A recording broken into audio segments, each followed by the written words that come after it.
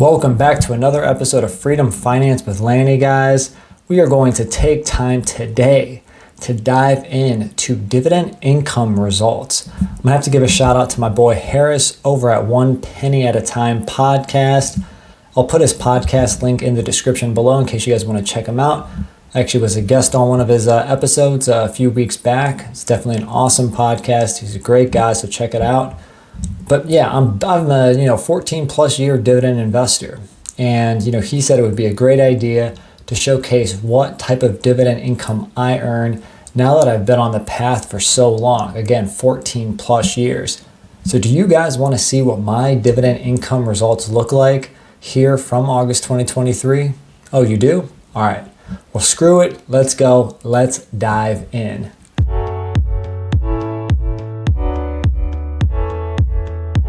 Well, thanks again, guys, for joining. And remember to subscribe to this channel, like the video if you haven't. Appreciate you guys for stopping by.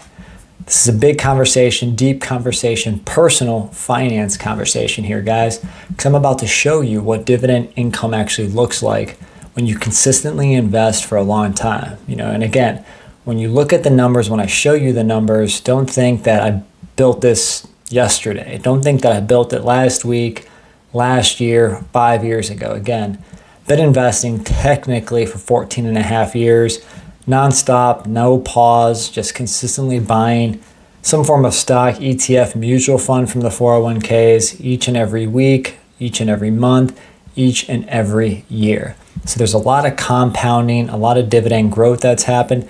Obviously, we save a ton of money in our household, at least 60%.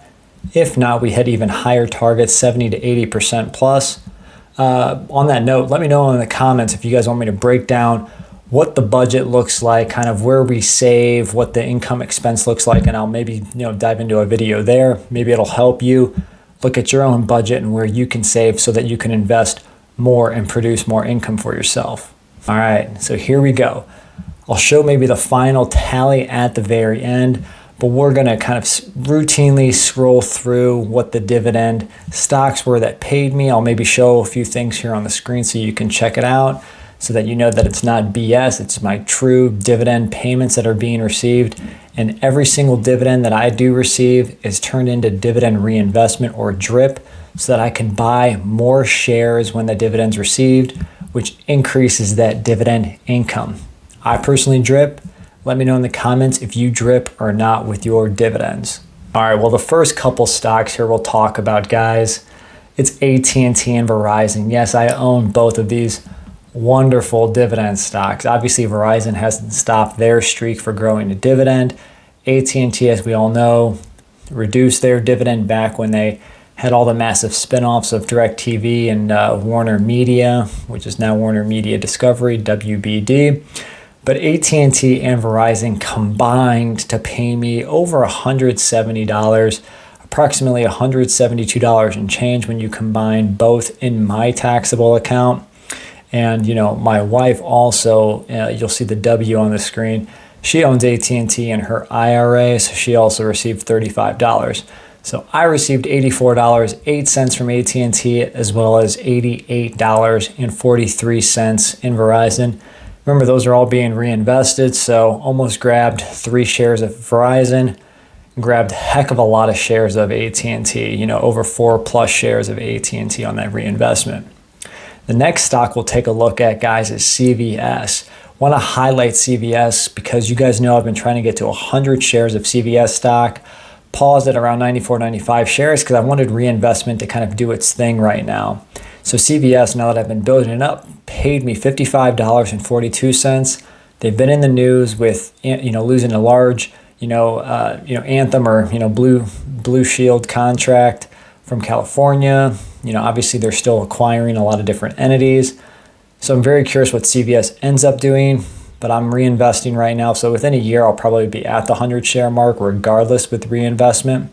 So CVS paid me $55. Let's go into another stock though, because this stock, John Deere, has been one of my best performing stocks that I've owned in my portfolio. I've owned them probably around 10 years, give or take. It's weird being able to say that. But DE, again, big green tractor, John Deere, paid me $33.44. Now, $33.44 isn't a lot. isn't a small amount by any means. I mean, I remember there were years that I, wouldn't even receive $33 in total dividend income. So being able to receive that from John Deere is awesome. But the beauty right now is that John Deere has increased their dividend 2 times this year. So I love this stock. Congrats if you own it. I'm going to continue to own it. This could be a nice forever stock for your portfolio. This next odd stock, which actually takes the cake for the largest dividend here in August 2023 for me, is National Grid. Ticker symbol is NGG. Nobody ever really talks about this utility company. They cover a lot over in the New England area. Think Massachusetts, New York, that whole, upper, northeastern part of the United States, as well as some international exposure for National Grid. They pay semi-annual dividends, so it's always a little volatile, as well as the currency, conversion with National Grid.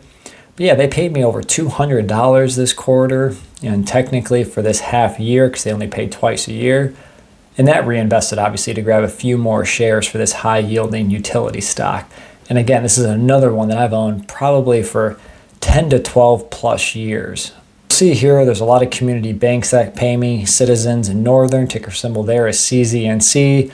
Provident Financial Services, ticker symbol is PFS. Orrstown Financial, ticker symbol is ORRF. So I buy a lot of small community banks, under the 10, even under the $5 billion space.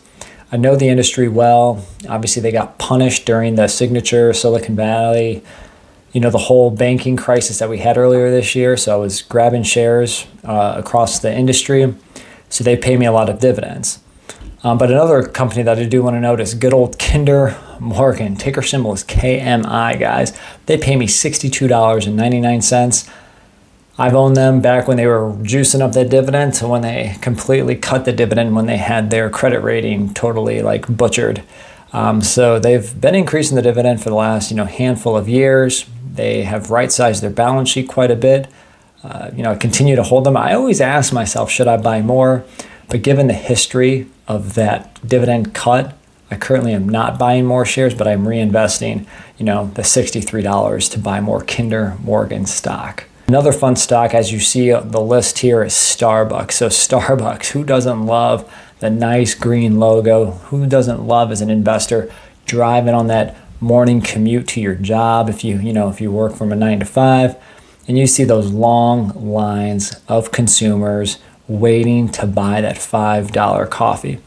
I know when I drive by and I see that line, I just nod my head knowing that's going to be paid right back to me in the form of dividends, and that's what Starbucks does. I earned back $23.37 from Starbucks. The reason why I bought them, probably maybe 5 to 8 years ago, I'll have to look back. It's because my wife loves Starbucks. She actually owns a lot in her portfolio. She also earns $17.45 in her taxable account, and then over $41 in her retirement account that you'll see here on the screen. So we love Starbucks. Great company, great dividend growth. Love their future growth prospects, across the world. So good job, Starbucks. The last stock I'll mention here, guys, is United Parcel Services. Ticker symbol is UPS. Again, the second between them and CVS of a stock that I've been trying to get to 100 shares. I'm around 92 shares after this dividend reinvestment. So UPS paid me over $141.54. So those high, new labor union workers aren't the only ones that are getting paid. The dividend investors are getting paid very well by UPS. Would love to keep buying if they get to that mid $160 mark again. Really hoping they get there, and I'll grab a share or two when I have the cash.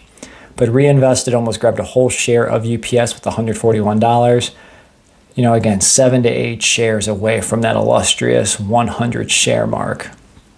I also want to mention, when you go through the list of stocks here, again, I've been building this up for over a decade. A little over $300 came from the retirement accounts.